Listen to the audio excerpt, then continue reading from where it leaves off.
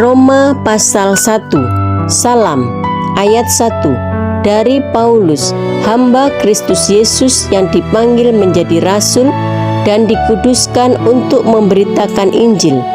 Ayat 2. Injil itu telah dijanjikannya sebelumnya dengan perantaraan nabi-nabinya dalam kitab-kitab suci. Ayat 3. Tentang anaknya yang menurut daging diperanakkan dari keturunan Daud. Ayat 4. Dan menurut roh kekudusan dinyatakan oleh kebangkitannya dari antara orang mati, bahwa ia adalah anak Allah yang berkuasa, Yesus Kristus Tuhan kita. Ayat 5. Dengan perantaraannya kami menerima kasih karunia dan jabatan rasul untuk menuntun semua bangsa, supaya mereka percaya dan taat kepada namanya. Ayat 6. Kamu juga termasuk di antara mereka, kamu yang telah dipanggil menjadi milik Kristus. Ayat 7. Kepada kamu sekalian yang tinggal di Roma, yang dikasihi Allah, yang dipanggil dan dijadikan orang-orang kudus, kasih karunia menyertai kamu, dan damai sejahtera dari Allah Bapa kita dan dari Tuhan Yesus Kristus. Paulus ingin ke Roma. Ayat 8. Pertama-tama aku mengucap syukur kepada Allahku oleh Yesus Kristus atas kamu sekalian, sebab telah tersiar kabar tentang imanmu di seluruh dunia. Ayat 9. Karena Allah yang kulayani dengan segenap hatiku dalam pemberitaan Injil anaknya adalah saksiku, bahwa dalam doaku aku selalu mengingat kamu. Ayat 10. Aku berdoa, semoga dengan kehendak Allah, aku akhirnya beroleh kesempatan untuk mengunjungi kamu. Ayat 11. Sebab aku ingin melihat kamu untuk memberikan karunia rohani kepadamu, guna menguatkan kamu. Ayat 12. Yaitu supaya aku ada di antara kamu, dan turut terhibur oleh iman kita bersama, baik oleh imanmu maupun oleh imanku. Ayat 13.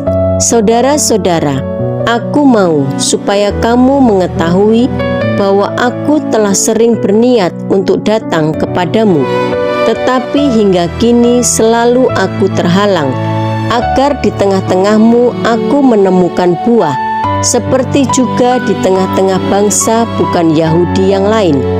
Ayat 14. Aku berhutang baik kepada orang Yunani maupun kepada orang bukan Yunani, baik kepada orang terpelajar maupun kepada orang tidak terpelajar. Ayat 15. Itulah sebabnya aku ingin untuk memberitakan Injil kepada kamu juga yang diam di Roma. Injil itu kekuatan Allah. Ayat 16. Sebab aku mempunyai keyakinan yang kokoh dalam Injil, karena Injil adalah kekuatan Allah yang menyelamatkan setiap orang yang percaya, pertama-tama orang Yahudi, tetapi juga orang Yunani. Ayat 17. Sebab di dalamnya nyata kebenaran Allah yang bertolak dari iman dan memimpin kepada iman. Seperti ada tertulis, orang benar akan hidup oleh iman. Hukuman Allah atas kefasikan dan kelaliman manusia. Ayat 18. Sebab murka Allah nyata dari surga atas segala kefasikan dan kelaliman manusia yang menindas kebenaran dengan kelaliman. Ayat 19. Karena apa yang dapat mereka ketahui tentang Allah nyata bagi mereka, sebab Allah telah menyatakannya kepada mereka. Ayat 20. Sebab apa yang tidak nampak daripadanya, yaitu kekuatannya yang kekal dan keilahiannya, dapat nampak kepada pikiran dari karyanya sejak dunia diciptakan, sehingga mereka tidak dapat berdalih. Ayat 21. Sebab sekalipun mereka mengenal Allah, mereka tidak memuliakan Dia sebagai Allah atau mengucap syukur kepadanya. Sebaliknya, pikiran mereka menjadi sia-sia dan hati mereka yang bodoh menjadi gelap. Ayat 22. Mereka berbuat seolah-olah mereka penuh hikmat, tetapi mereka telah menjadi bodoh. Ayat 23. Mereka menggantikan kemuliaan Allah yang tidak fana dengan gambaran yang mirip dengan manusia yang fana, burung-burung, binatang-binatang yang berkaki empat, atau binatang-binatang yang menjalar. Ayat 24. Karena itu, Allah menyerahkan mereka kepada keinginan hati mereka akan kecemaran, sehingga mereka saling mencemarkan tubuh mereka. Ayat 25. Sebab mereka menggantikan kebenaran Allah dengan dusta dan memuja dan menyembah makhluk dengan melupakan penciptanya yang harus dipuji selama-lamanya. Amin.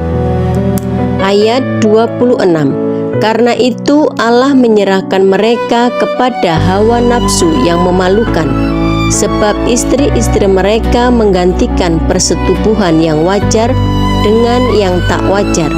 Ayat 27. Demikian juga suami-suami meninggalkan persetubuhan yang wajar dengan istri mereka dan menyala-nyala dalam birahi mereka seorang terhadap yang lain, sehingga mereka melakukan kemesuman laki-laki dengan laki-laki. Dan karena itu mereka menerima dalam diri mereka balasan yang setimpal untuk kesesatan mereka. Ayat 28.